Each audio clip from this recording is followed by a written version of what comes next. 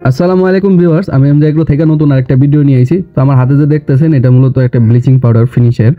তো যারা খামার করেন এরা ব্লিচিং পাউডারটার সাথে সম্পৃক্ত বা জানেন যে এটার কাজটা কি। মূলত আমি আবারও বলে দিতেছি, ব্লিচিং পাউডার এক ধরনের জীবাণুনাশক। তো আমাদের যাদের ক্যাটেল ফার্ম বা ডায়েরি ফার্ম যে কোনো গরু আপনি পালন না কেন, আপনার যে গোয়াল ঘর আছে বা গরু রাখার যে বাসস্থান আছে, এটা অবশ্যই সপ্তাহে বা 15 দিন পর পর ব্লিচিং পাউডার দিয়ে জীবাণু নিধনের জন্য ব্লিচিং পাউডারটা দিবেন। কারণ এতে আপনার গরুর রোগ জীবাণু কম হবে এবং অসুস্থ হওয়ার সম্ভাবনা কম থাকবে। কারণ জীবাণু যদি ভিতরে না প্রবেশ করতে পারে ঘরের ভিতরে, তাহলে তো আপনার গরু এবং আপনার যে শখের প্রাণীটি আছে এটি সবসময় কি থাকবে, ভালো থাকবে, সুস্থ থাকবে। তবে আপনারা চেষ্টা করবেন যে সপ্তাহে একদিন সুন্দরভাবে আপনার গোয়াল ঘরটা, মানে যেখানে গরু রাখেন সেই ঘরটা সুন্দরভাবে পরিষ্কার করে ব্লিচিং পাউডার ছিটিয়ে দিবেন।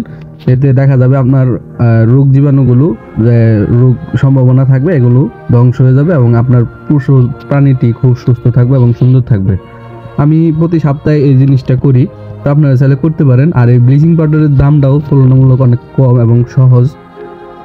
আপনি চাইলে পটাশ আছে, পটাশ দিয়েও আপনি জীবাণুনাশক করতে পারেন। আর দ্বিতীয়ত, ব্লিচিং পাউডার দিলে আপনার গোয়াল ঘরের যে দুর্গন্ধ আছে এই দুর্গন্ধটা থাকবে না, এই দুর্গন্ধটা বেশি পরিমাণ থাকবে না আর কি, অনেক অংশ কমে যাবে।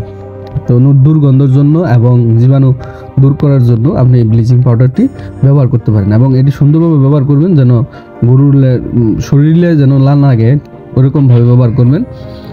খালি মেঝের উপরে শুধু ছিটিয়ে দিবেন এবং পারলে ব্লিচিং পাউডার দিয়ে আপনার মেঝে পরিষ্কার করে দিতে পারেন। তো আজকের ভিডিওটি এই পর্যন্তই থাকবে, দেখা হবে অন্য কোনো ভিডিওতে। সবাই ভালো থাকবেন, সুস্থ থাকবেন এবং আপনার শখের প্রাণীটি যেন ভালো থাকে, সুস্থ থাকে সেই দিকে খেয়াল করবেন। তো আজকে এই পর্যন্তই, আল্লাহ হাফেজ।